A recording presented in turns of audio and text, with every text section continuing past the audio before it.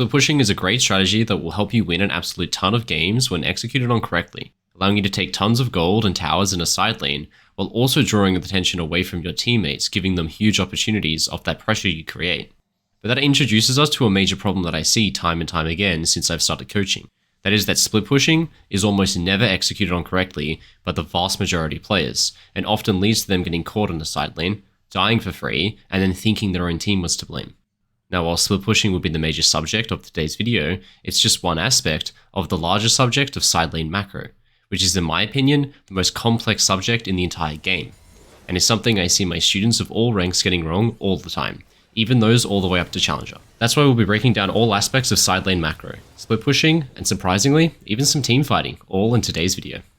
My name's Rogue and I played League of Legends professionally for 7 years. Now I'm a full-time content creator and coach for all ranks iron through to Challenger. So if you want more information of what a coaching session with me will look like, you can find more information by following the link in the video description below. While you're in the description, you'll also find the link to my Patreon, where I post all of the recordings of my best coaching sessions in full. With collections sorted by role and rank, including sessions where I've coached for professional level teams, you can get a glimpse into what pro level League of Legends look like from the inside. No matter what you're looking for, you'll easily be able to find something that's going to help you improve, no matter your rank. Now finally, I want to say thank you to those who do support me. It's because of you guys I get to keep making videos like this, so thank you. When talking about side lane macro, we have to start by remembering that minion waves after 14 minutes, despite spawning at the same time in our base, are actually arriving in mid lane slightly quicker than what time they're arriving in side lane. This is something I made an entire video about previously, but to quickly summarize that here, it means that you're able to push a wave in one lane, then quickly run to an adjacent lane in time to keep that adjacent lane's minion wave alive, in essence transferring push from one lane to another. Now this becomes important for us to know when split pushing because it essentially means that an enemy team who gets mid priority can always stop our split push by using this exact same wave to wave macro, by pushing mid and then quickly running into a side lane we're trying to push. Now if an enemy does this, we'll be caught out completely alone in 1v5, whilst our team often doesn't have the ability to trade anything since they've just been pushed up mid and can't rotate to help us. This means that as a side laner, it's essential that you at some point transfer your push from the side lane into mid first, so that your team can get priority, enabling your split push to function.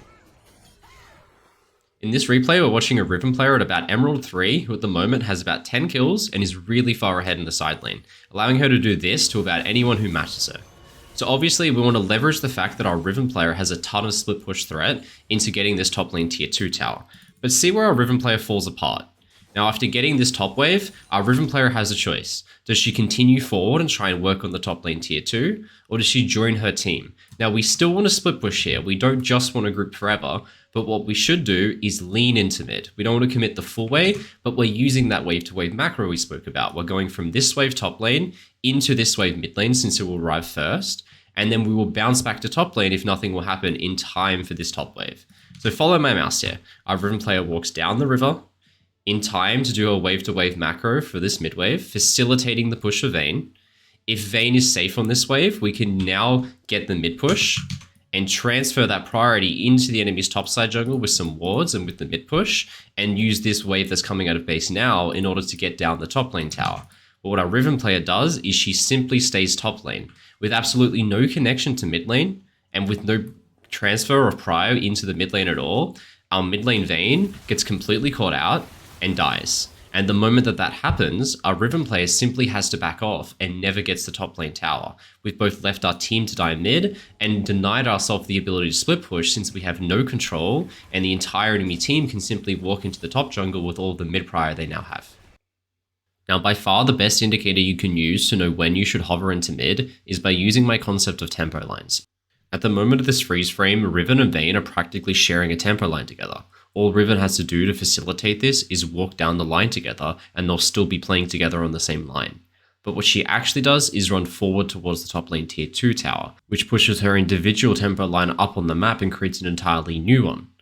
By trying to hit the tier 2 top tower, Riven has put herself on an entirely different tempo line to her teammate, the Vayne, which means they're no longer playing together and one of them can get caught out and die completely for free. Now in this replay that was the Vayne, but most often it's the person on the far up tempo line who's going to get caught out, aka the split pusher. Now at first when you think about coming mid and potentially team fighting as a split pusher, you might have some concerns. When we look at the champions that like to split push, like Fiora, Jax and Tryndamere, we can start to see a few things common amongst them. These champions exceed in smaller scale fights where they can freely auto-attack without the fear of being bursted, but they struggle in larger scale fights as they're extremely susceptible to being kited back against, especially against a grouped up enemy with multiple forms of crowd control. But this weakness is entirely eliminated by one simple thing: a flank. And with good side lane macro, you can ensure you'll always be folding into mid with a flank. Therefore, teamfights are always going to be playable for you.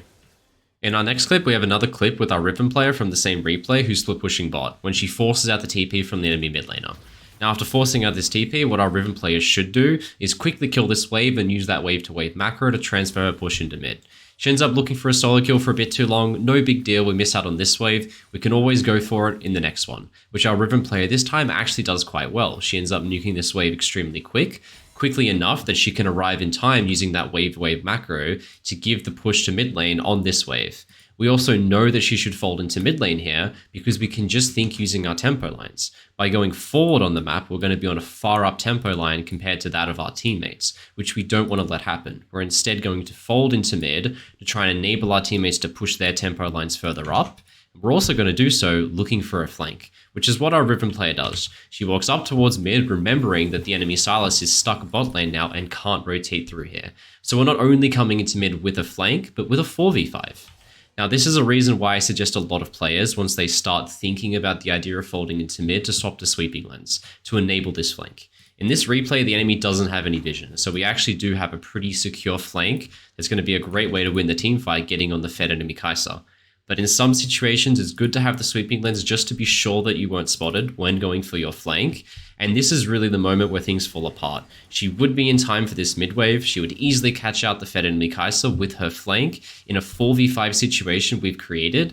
But we get too distracted on the scuttle crab and we completely forget what our job is, and that, in all honesty, is to help our team sometimes. Now that we better understand our macro for the mid game, I want to finish off by showing what to do when closing out a game or on something like a Baron setup. And so for this example, I've got a game at about Master Tier on NA. So great job, Aatrox. You and your team just got Baron. We want to do a nice Baron setup to siege down the enemy base. How should we do it? Well, let's quickly grab this top tower and reset to spend our money, and then we're going to get to work. Now the answer here is actually to do a 2-lane setup, which in a video about split pushing, to use 2 lanes instead of 3 sounds kind of weird. But bear with me, we'll get to it in a moment. But to start with on this setup, we can just use our tempo lines to see where we should go. Our entire team is in tempo lines in front of us, so we should definitely get into those lines. And the quickest way to do that is either run straight mid or straight bot where it's already push and just play with our team. Now this is especially good to do in games where you're far ahead. It really removes the opportunity for your team to throw, and you're going to see the example here where the enemy comes very close to capitalizing. Now imagine you're the enemy Rumble, and you just saw Aatrox show top lane, and you quickly TP bot to take the last chance you're ever going to have at a 4v5 before the enemy starts funneling Baron minions into your base. Now, it doesn't work here because blue team's Draven is kind of smurfing this game, but our Aatrox player isn't getting that much compared to the massive risk that having his entire team die on this Baron setup could have presented. But that's alright, we got away with it just this once, so we're going to quickly recall, and we're going to go on to the next setup and see how he does here. Awesome. So we talked about wanting to use a 2-lane setup. So let's zoom out and see how many lanes we have. So we have no one top, so that doesn't count. We have some teammates looking like they're going mid and some teammates going bot. So this is good. We currently have a 2-lane setup. We should just play on our mid and bot wave. So where Aatrox goes makes sense. He's going to set up with Akali, which is completely fine to share a little bit of XP for this setup. We end up messing around for a while, we get a little bit of a kill, and we go and catch our waves. But now let's zoom out again and look at that same setup and count our waves. We have Akali top, we have Draven mid, and we have Aatrox bot. So now we're on 3 lanes instead of 2.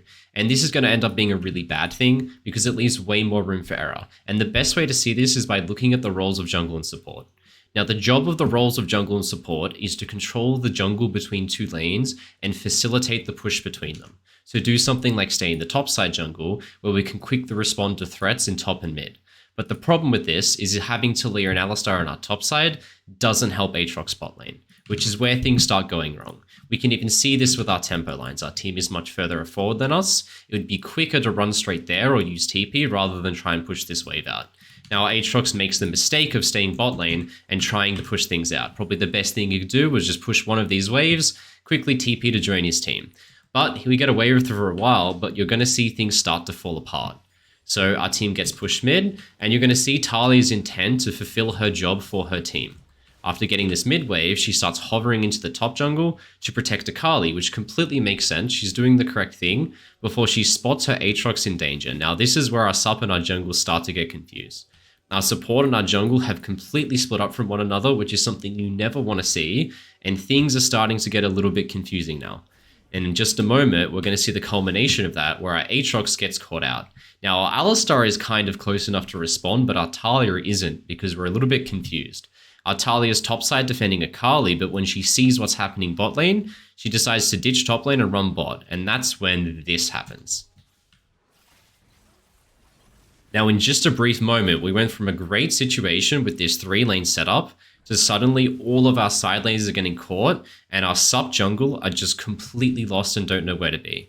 A way easier version of this setup would just be playing on 2 lanes, top mid, and if the enemy tries to engage, there's almost no room for error, and this is especially good in games when you're ahead, and especially in solo queue, guys. Don't take the risk, just do a nice clean 2-lane setup to help close out and take away all that room for error that your teammates and you might have.